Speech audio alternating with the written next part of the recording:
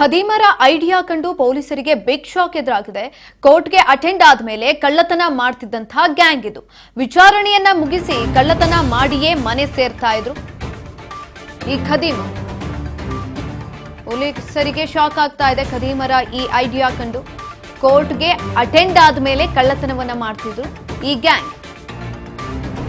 ವಿಚಾರಣೆಯನ್ನ ಮುಗಿಸಿ ಕಳ್ಳತನ ಮಾಡಿಯೇ ಮನೆಗೆ ಹೋಗ್ತಾ ಇದ್ದಂಥದ್ದು.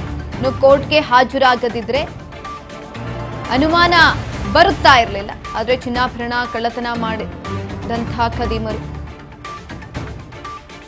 ದಾವಣಗೆರೆ ಜಿಲ್ಲೆ ಹರಿಹರದ ಅಮರಾವತಿ ಕಾಲೋನಿಯಲ್ಲಿ ನಡೆದಿರುವಂತಹ ಘಟನೆ.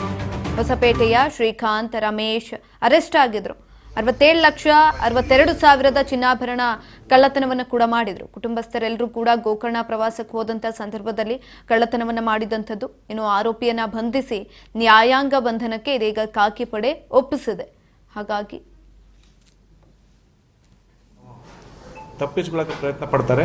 ಅವರನ್ನು ವಶಕ್ಕೆ ಪಡೆದುಕೊಂಡು ತೀವ್ರತರವಾಗಿ ವಿಚಾರ ಮಾಡಿದಾಗ ಈ ಒಂದು ಪ್ರಕರಣಕ್ಕೆ ಸಂಬಂಧಪಟ್ಟಂತೆ ನಮ್ಮ ಒಂದು ಏನು ಗ್ರಾಮಾಂತರ ಠಾಣೆಯಲ್ಲಿ ಹರಿಹರ ಗ್ರಾಮಾಂತರ ಆಗಿರ್ತಕ್ಕಂಥ ಪ್ರಕರಣನ ಅವರು ಒಪ್ಪಿಕೊಂಡಿದ್ದಾರೆ.